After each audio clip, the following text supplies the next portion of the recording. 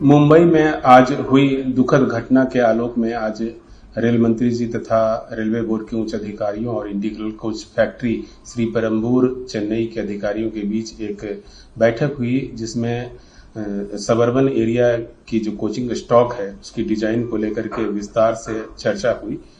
उद्देश्य यह था कि जो सबर्बन एरिया में नॉन एसी कोचेज चलते हैं उनमें डोर लगाने को लेकर के प्रैक्टिकल सॉल्यूशंस क्या हो सकते हैं। विगत में भी हम लोगों ने डोर इंस्टॉल करने के प्रयास किए हैं, लेकिन उससे सफोकेशन लेवल जो है वह बढ़ जाया करता था।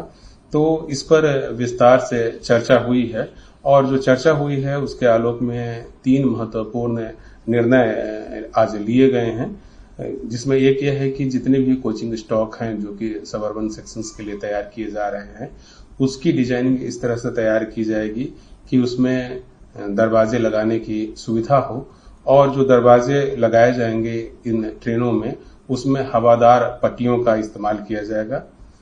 इसके बाद इसकी जो रूफ की संरचना है वह इस तरह से तैयार की जाएगी कि लगातार फ्रेश एयर की पंपिंग जो है वह रूफ टॉप से होती रहे।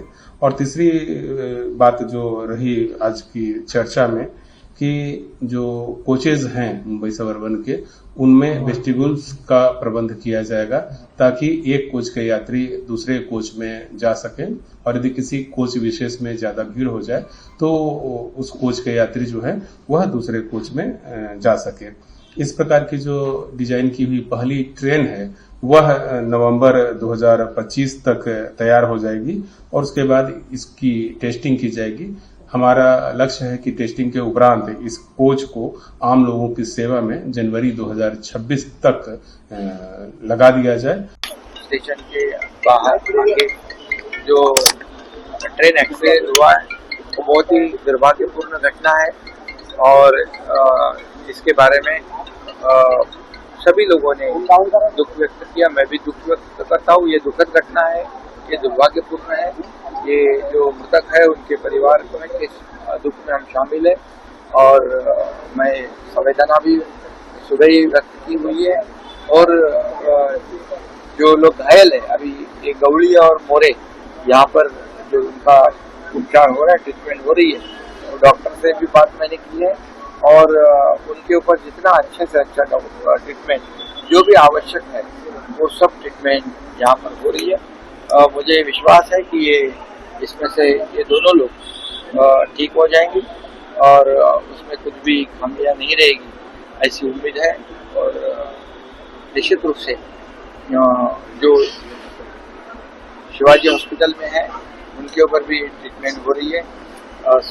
मैंने सुबह ही वहाँ के डॉक्टर से बात की थी और उनकी ट्रीटमेंट भी बराबर चल रही है। सर, रेलवे की तरफ से क्या टेक्निकल एडवांसमेंट्स किए जाएंगे क्योंकि कर्वेचर का एक विषय? हाँ, जो मैं खुद अभी रेल मंत्री हमारे अश्विनी वैष्णव जी उनसे मैंने बात की है और जो कर्वेचर की बात है व डिस्टेंस की बात है उसके ऊपर रेलवे के अधिकारी जो है वो टेक्निकल टीम काम कर रही है। ये दोबारा ऐसा हादसा ना हो इसके ऊपर सीरियसली वो लोग काम कर रहे हैं। और इसके आगे मैंने कहा कि फ्रिक्वेंसी कैसे बढ़ाई जा सकती है और इसके बाद ऐसी दुर्घटना फिर ना हो, इसलिए हमें क्या करना चाहिए जो रेलवे कर रही है। रेलवे मंत्री जी ने कहा है कि जो ऑटोमेटिक जो डोर है, ऑटोमेटिक डोर जो है वो भी उसके ऊपर काम करे क्योंकि वो लगाने के बाद सफोकेशन ना हो, वेंटिलेशन रहे उसमें, उसके ऊपर वो काम करे। 5th और 6th लेन जो है उसको एक्सपांड करना, उसके ऊपर भी रेलवे का काम शुरू है। और जो फ्रीक्वेंसी बढ़ाने की जो बात है उस पर भी रेलवे काम कर रही है और निश्चित तौर पर रेलवे इस दुर्घटना को लेकर काफी गंभीरता से काम कर रही है।